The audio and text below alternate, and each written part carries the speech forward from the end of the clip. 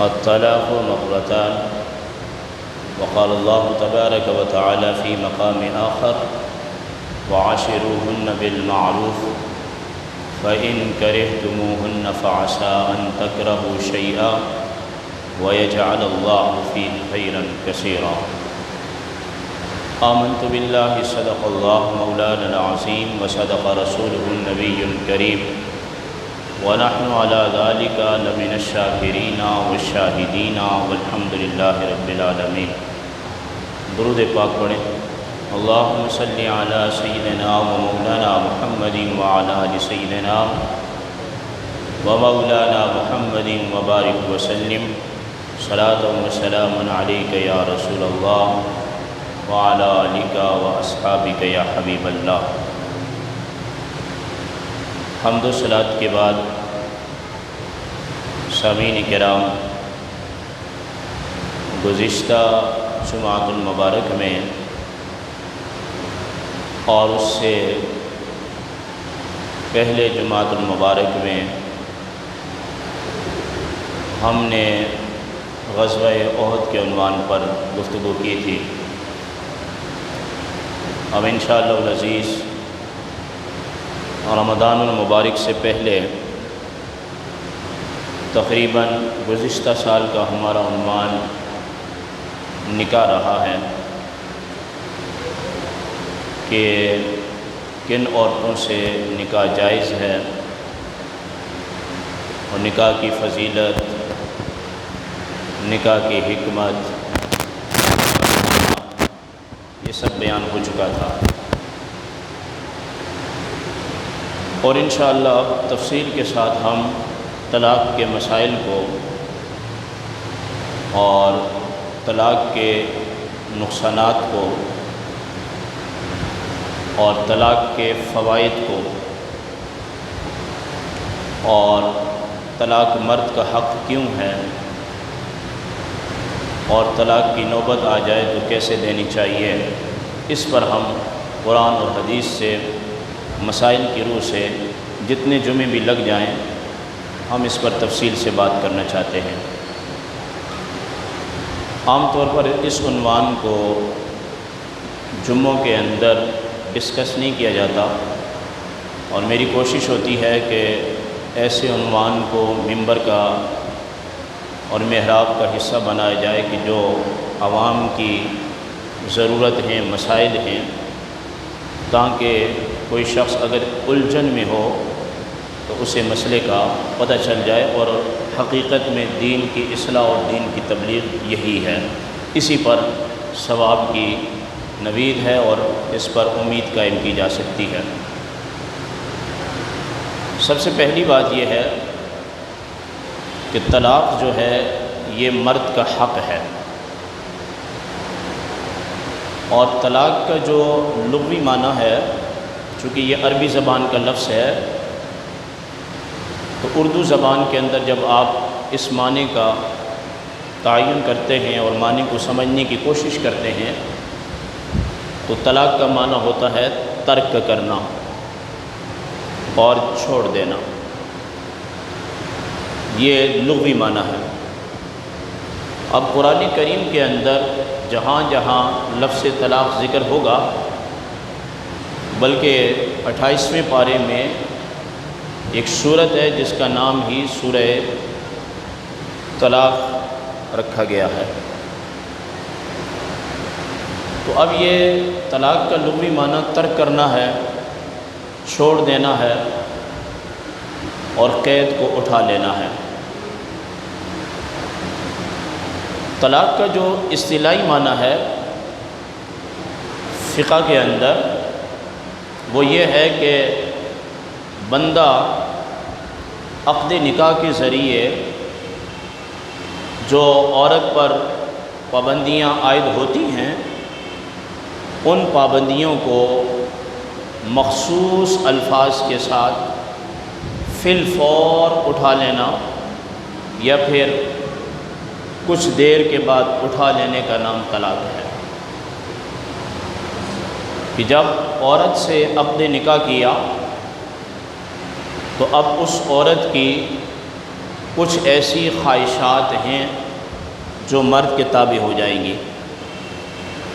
اب جو مرد کہے گا برابری کی سطح پر اس کو زندگی اس طرح گزارنی پڑے گی۔ تو یہ جو پابندی ہے نکاح کی صورت میں، اس کو عقد نکاح کہتے ہیں، نکاح کا عقد۔ تو اس پابندی کو مخصوص الفاظ کے ساتھ عورت سے اٹھا لینا، اس کو چھوڑ دینا، اس کو ترک کر دینا، اس کو آزاد کر دینا فی الفور یا دیر کے ساتھ، اس کو طلاق کہا جاتا ہے۔ رہا یہ سوال کہ طلاق کا حق مردوں کو کیوں سپرد کیا گیا ہے اور کیوں سونپا گیا ہے، پہلی بات تو یہ ہے کہ فقہ کے اندر کچھ ایسی اصطلاحات بھی ہیں کہ عورت کو طلاق کا حق سپرد کیا جا سکتا ہے۔ اگر آپ کبھی نکاح نامے کو غور سے پڑھیں، توجہ کے ساتھ اس نکاح نامے کو پڑھیں، تو نکاح نامے کے اندر اس کی جو شکیں ہیں، ان شکوں میں سے ایک یہ شک بھی ہے کہ عورت کو طلاق کا حق دیا گیا ہے یا نہیں دیا گیا ہے۔ وہاں لفظ استعمال ہوا کہ عورت کو طلاق کا حق تفویض کیا گیا ہے یا نہیں، مطلب سپرد کیا گیا ہے، سونپا گیا ہے، حق دیا گیا ہے، اختیار دیا گیا ہے یا نہیں۔ مجھے تقریباً تسلسل کے ساتھ امامت اور خطابت کرتے ہوئے 2005 سے 2021 شروع ہو گیا ہے۔ اس دوران مسلسل میں نے امامت بھی کی، خطابت بھی کی۔ جتنے ہم نے نکاح پڑھائے ہیں، میرے اس 15 سال کے اندر، 16 سال کے اندر کبھی بھی میں نے ایسا نکاح نہیں پڑھایا کہ جس کے اندر عورت کو طلاق کا حق دے دیا گیا ہو۔ یہ میرا اپنا ذاتی تجربہ ہے۔ البتہ یہاں اس مسجد میں نے ایک نکاح پڑھایا تھا، غالباً ایک وکیل صاحب کے تھرو، یہاں سامنے 27 نمبر گلی میں بٹی صاحب نے کہا تھا مجھے۔ اس میں یہ بات ہوئی تھی کہ اس خاتون کا والد کہنے لگا کہ ان کو طلاق کا حق جو ہے وہ آپ لکھ دیں کہ شوہر کا حق نہیں ہے، یہ بیوی کا حق ہے۔ تو وہ پھر بات چیت ہوئی ان سے، تو میں نے ان کو سمجھانے کی کوشش کی، تو خیر وہ خاتون کے بھائی تو سمجھ گئے، لیکن والد صاحب پھر بھی نہ سمجھے، لیکن وہ لکھا نہیں ہے۔ یہ پھر 16 سال کے عرصے میں۔ تو اب طلاق کا جو حق ہے، یہ سپرد عورت کے کر دینے کا ایک جزئی تو ہے ہمارے پاس، اور جو لوگ شوق رکھتے ہیں، اس بات کا جذبہ رکھتے ہیں کہ طلاق کا حق ہماری بیٹی کو دیا جائے یا ہماری بہن کو دیا جائے، تو ان کی بارگاہ میں گزارش ہے کہ وہ آپ اپنے اس جذبے کو پورا کر سکتے ہیں، اور پورا کرنے کے بعد پھر اس کے نتائج کو بھی دیکھ سکتے ہیں۔ دوسری بات یہ ہے کہ عدت کا تعلق عورت کے ساتھ ہے، یہ اللہ کی تقسیم ہے، اور طلاق کا تعلق مرد کے ساتھ ہے۔ اس کی وجوہات بیان کرتے ہوئے مفسرین کرام نے جہاں طلاق کی آیات طیبات آئی ہیں، ان مقامات پر اس بات کو زیر باس لانے کے بعد لکھا ہے کہ شرع شریف نے، شریعت مطہرہ نے طلاق کا حق عورت کو کیوں نہیں دیا۔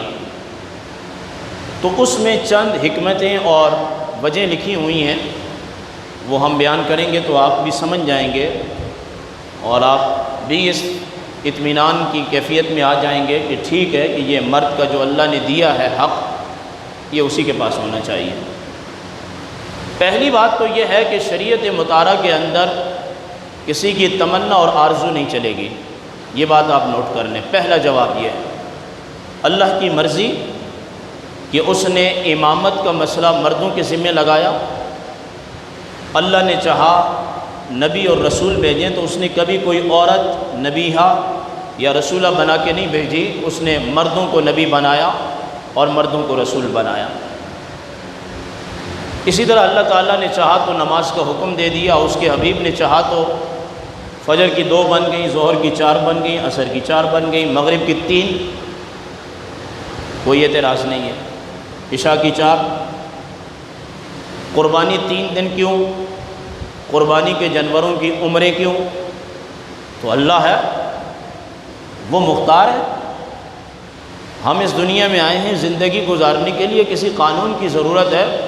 وہ اللہ کی ذات بادشاہ ہے، اس کا نبی بادشاہ ہے، وہ چاہے جو بھی قانون بنا دے۔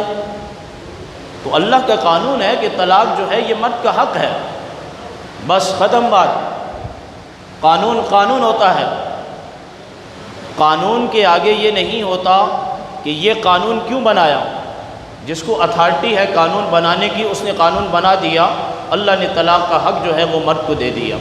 اب کسی کو، مسلمان کو اعتراض کی گنجائش ہی نہیں ہے۔ لیکن اگر آپ سمجھنا چاہتے ہیں، حکمت کو سمجھنا چاہتے ہیں، تو حکمت کو سمجھانے کے لیے علماء کرام ہر وقت موجود رہتے ہیں، اور ہم آپ کو بتاتے ہیں۔ مفسرین کرام نے فرمایا کہ یہ جو طلاق ہے، اگر اس کا حق اللہ اور اس کے رسول عورت کو دے دیتے تو عورت جو ہے یہ غضب میں اور غصے میں مرد سے زیادہ تیز ہے۔ تو عورت چھوٹی چھوٹی باتوں پر ناراض ہو جاتی ہے، وہ دل برداشتہ ہو جاتی ہے، عورت نازک ہوتی ہے، وہ غصے میں جلدی آتی ہے۔ تو تھوڑی سی بات ہوئی، انبن ہوئی، تو عورت نے اپنے آپ کو طلاق دے دینا ہے۔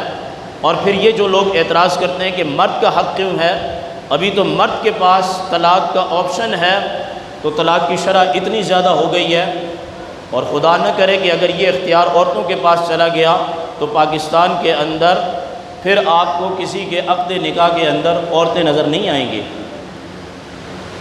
دوسری بات یہ ہے کہ اللہ نے کچھ ایسی چیزیں لکھی ہیں عورت پر جو فطرتاً ہیں، لیکن یہ اس کی صحت ہے، یہ اس کا کمال ہے۔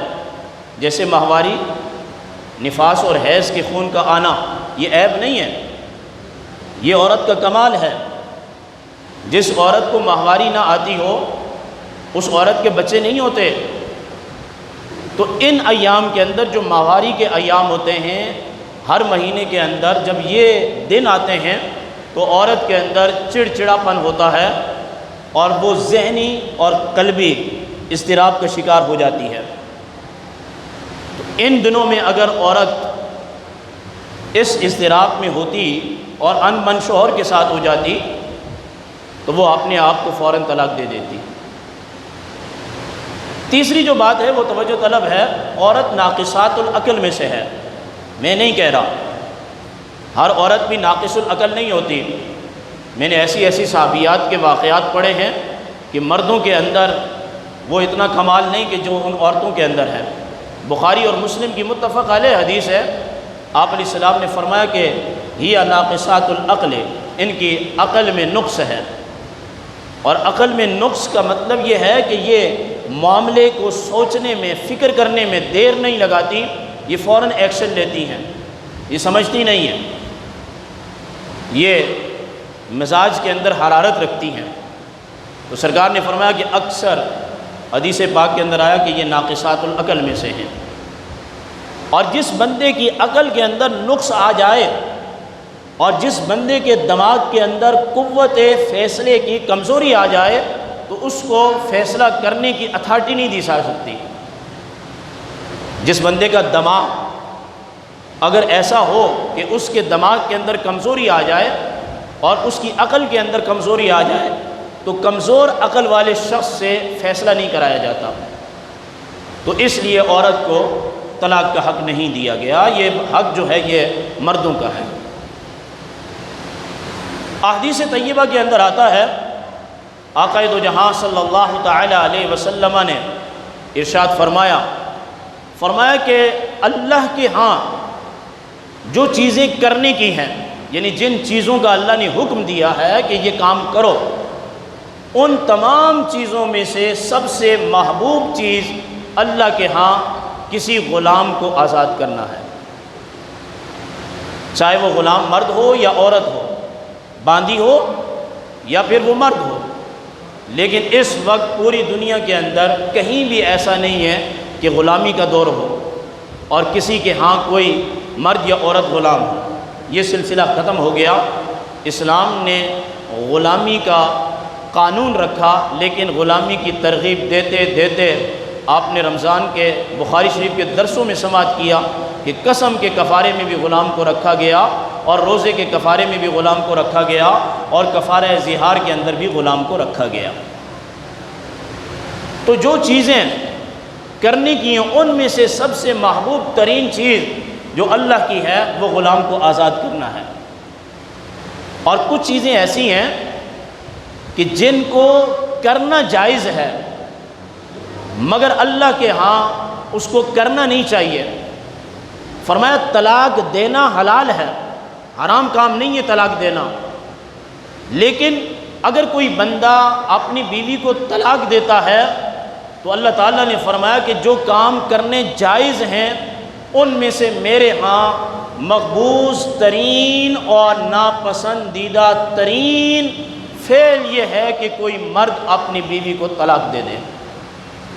اللہ کے ہاں سب سے مقبوض ترین یہ فعل ہے کہ کوئی مرد اپنی بیوی کو طلاق دے دے۔ چنانچہ حدیث کے اندر آتا ہے، نبی کریم علیہ السلام نے ارشاد فرمایا کہ شیطان اپنا تخت لگاتا ہے اور اس پر بیٹھ جاتا ہے اور اپنے کارندوں کو، اپنے چیلوں کو اور اپنے اراکین کو بلاتا ہے، اور بلانے کے بعد ان کو ڈیوٹیاں دیتا ہے، تم جاؤ یہ کرو، تم جاؤ یہ کرو، جاؤ فلاں مسجد کی طرف آ رہا ہے اس کو ورغلاؤ، سود کی طرف لے جاؤ، زنا کی طرف لے جاؤ، رشوت کی طرف لے جاؤ، غلط بیانی کی طرف لے جاؤ، غیبت کی طرف لے جاؤ، چغل خوری کی طرف لے جاؤ، قتل و غارت کی طرف لے جاؤ، گالی گلوچ کی طرف لے جاؤ۔ تو سارے شیطان اپنے سربراہ سے اپنی اپنی ڈیوٹی لے کے نکلتے ہیں۔ کوئی جاتا ہے تو کہتا ہے میں نے قتل کروا دیا، کہتا ہے بیٹھ جا کوئی ایسی بات نہیں ہے۔ میں نے چوری کروا دی، بیٹھ جا کوئی ایسی بات نہیں ہے۔ میں نے زنا کروا دیا، تو ان کا حکمران کہتا ہے نہیں کوئی بات نہیں ہے۔ میں نے یہ کر دیا، تو کہا کوئی بات نہیں ہے، اتنا بڑا کمال کا کام نہیں ہے۔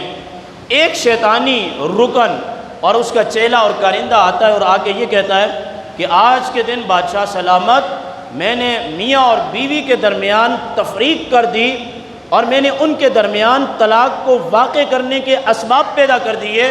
وہ شیطان اس کو اپنے قریب کر لیتا ہے کہ اہم کام تو نے کیا، سب سے بڑا کارنامہ تو نے انجام دیا۔ وجہ کیا ہے؟ آپ حدیث کو سمجھے کہ طلاق دینا اللہ کے ہاں مقبوض ترین کام ہے، اور بڑا شیطان اس سے خوش ہوتا ہے کہ جو اللہ کے مقابلے میں کام کیا جائے۔ تو اللہ کو طلاق نہ دینا پسند ہے اور دینا نہ پسند ہے، لیکن شیطان کے نزدیک کسی شوہر اور بیوی کے مابین تفریق کر دینا محبوب چیز ہے، تو اس سے وہ کیا ہوتا ہے اسے اپنے قریب کر لیتا ہے۔ ابھی میں حدیث طیبہ کو پڑھ رہا تھا تو اللہ تعالیٰ نے میرے ذہن میں ایک مفہوم مخالف سے یہ جملہ ڈالا۔ یہ قانون ہے علماء کا، چونکہ ہمارا دن رات پڑھنے اور پڑھانے کا کام ہے، کہ جس طرح میاں اور بیوی کے درمیان تفریق ہوتی ہے اور شیطان اس تفریق کرنے والے چیلے کو اپنے قریب کر لیتا ہے، مسلمان سن یہ نقطہ ہے حدیث کے اندر، جو شخص ساری زندگی اپنی بیوی کے ساتھ نبھا رکھتا ہے وہ حقیقت میں اللہ کے قرب میں رہتا ہے، وہ اللہ کے قریب ہو جاتا ہے جو اپنی بیوی سے نبھا رکھتا ہے اور نبھانے کی کوشش کرتا ہے اور ساری زندگی اس رشتے کو بچا کے رکھتا ہے، اللہ اس سے خوش ہو جاتا ہے۔ اور پھر میں نے اپنے اس نقطے کے طور پر جب حدیث ابو داؤد کو دیکھا تو ابو داؤد شریف کی روایت یہ ہے، میرے آقا نے فرمایا کہ کوئی شخص ہو وہ اپنی بیوی کی بد زبانی اور اس کے سخت لہجے پر اور اس کی نافرمانداری پر اگر وہ صبر کرتا ہے اور اسی صبر میں اللہ اس کو موت دے دیتا ہے، فرمایا جو بیوی کی ناچاقی پر صبر کرے اور ہمیشہ اس رشتے کو بچا کے رکھے، ادھر اس کی روح قبض ہوگی، ادھر اللہ اس کو جنت میں داخل فرما دے گا۔ اور فرمایا اسی طرح اگر خاتون اپنے شوہر کی بد مزاجی، اس کی بد چلن اور اس کے ظلم اور ستم پر صبر کر کے بیٹھتی ہے، فرمایا ادھر اس کی روح قبض ہوگی، ادھر اللہ پاک اسے جنت میں داخل فرما دے گا۔ تو یہ اس رشتے کو بچا کے رکھنے سے بھی جنت ملتی ہے۔ بیوی کی ناچاقی اور اس کی بے اتفاقی اور اس کی سخت مزاجی اور اس کی بے رخیاں، اس پر بھی اللہ تعالیٰ مرد کو جنت کی نوید سنا رہا ہے۔ اور شوہر کی بے رخیوں پر بھی اللہ عورت کو جنت کی نوید سنا رہا ہے۔ عبداللہ ابن عمر رضی اللہ تعالیٰ عنہ سے مروی ہے، وہ فرماتے ہیں کہ نبی کریم علیہ السلام نے فرمایا کہ اللہ کے ہاں مقبوس ترین فعل یہ ہے کہ بندہ اپنی بیوی کو طلاق دے دے۔ اور ایک اور حدیث پاک کے اندر یہ آیا، اللہ تعالیٰ نے فرمایا کہ میں نے بہت ساری چیزیں پیدا کی ہیں، تو طلاق کو بھی میں نے پیدا کیا ہے۔ تو میرے آقا علیہ السلام فرماتے ہیں کہ اللہ کی ذات فرما رہی ہے کہ میں نے جتنی چیزوں کو پیدا کیا ہے ان میں سے سب سے زیادہ ناپسندیدہ چیز میری یہ ہے کہ میں نے طلاق کو پیدا کیا ہے۔ یعنی خالق کہہ رہا ہے کہ یہ ناپسندیدہ ہے، مالک کہہ رہا ہے کہ یہ ناپسندیدہ ہے۔ اس مالک نے شراب سے تو روکا ہے لیکن یہ نہیں کہا کہ یہ میری ناپسندیدہ ہے، اس طرح سے جو عنوان ہے، وگرنہ اس سے بھی بچ کے رہنا ہے۔ لیکن طلاق کے بارے میں کہا گیا اور یہ بیان کیا گیا کہ اللہ نے جتنی بھی جائز چیزیں بیان کی ہیں، پیدا کی ہیں، ان میں سے سب سے زیادہ مقبوس ترین جو چیز ہے اللہ کے ہاں وہ طلاق دینا ہے۔ اب آئیے، ہو سکتا ہے کوئی بندہ یہ سمجھے، بظاہر ہم طلاق کو سمجھ رہے ہوتے ہیں کہ طلاق کو دینا ٹھیک ہے، عورت کی طرف رغبت نہیں ہے، نفرت ہے اس سے، تو آئیے ہم قرآن سے رہنمائی حاصل کرتے ہیں۔ قرآن ہمیں کیا کہتا ہے؟ توجہ رکھیے گا میری طرف۔ قرآن ہمیں یہ بات کہتا ہے، فرمایا قرآن کریم نے وَعَاشِرُوهُنَّ بِالْمَعْرُوفِ کہ جب تم شادی کر لو تو اپنی عورتوں کے ساتھ حسن سلوک اور حسن اخلاق کے ساتھ زندگی بسر کرو۔ یہ قرآن ہے، وَعَاشِرُوهُنَّ بِالْمَعْرُوفِ کہ جب تم زندگی بسر کرو تو تم اپنی عورتوں کے ساتھ حسن سلوک، پیار اور محبت کے ساتھ اور رحم دلی کے ساتھ زندگی کو بسر کرو۔ فَإِن كَرِهْتُمُوهُنَّ اگر تم اس بات کو ناپسند کرتے ہو، یعنی تمہیں ناپسند ہے کہ تم اس عورت کے ساتھ زندگی گزارو، نہیں پسند کرنا چاہتے، اللہ تعالیٰ آگے فرماتا ہے فَعَسَىٰ أَن تَكْرَهُوا شَيْئًا قریب ہے کہ جس بات کو تم ناپسند کرتے ہو وَيَجْعَلُ اللَّهُ فِيهِ خَيْرًا كَثِيرًا اللہ نے اس کے اندر خیر کثیر کو رکھا ہے۔ تو قرآنی آیت ہمیں یہ بتا رہی ہے کہ اگر کسی شخص کو اپنی بیوی میں رغبت نہیں، اس کو اس سے کراہت آتی ہے، اس کی شکل سے کراہت آتی ہے، اس کے طور طریقوں سے کراہت آتی ہے، اس کے افعال سے، اس کے اقوال کے، اس کے سلیقے سے، اس کی چال چلن سے اس پر غصہ آتا ہے، نفرت کا اظہار ہے، دل مانتا نہیں کہ اس رشتے کو باقی رکھا جائے، نبھا کو ختم کیا جائے، وفا کو ختم کر دیا جائے، تو قرآن کہتا ہے شاید تم میں یہ لگے کہ تمہیں اس عورت کے اندر رغبت نہیں، تم اسے پسند نہیں کرتے، اور ایسا ممکن ہے جسے تم پسند نہیں کرتے ہو خدا نے تمہارے لیے دنیا اور آخرت کی خیر اسی میں رکھی ہے۔ وَيَجْعَلَ اللَّهُ فِيهِ خَيْرًا كَثِيرًا آپ پڑھیں سورہ نساء کو، میں آپ کو دعوت فکر دے رہا ہوں۔ کتاب الطلاق بخاری اور مسلم کا پڑھیں، اور قرآن کریم کے اندر جو طلاق کی آیات طیبات آئی ہیں آپ ان کو پڑھنے کی کوشش کریں تو بندے کا دماغ اور بندے کی عقل یہ ٹھکانے آ جاتی ہے۔ اور پھر طلاق کے بارے میں انشاءاللہ العزیز تفصیل کے ساتھ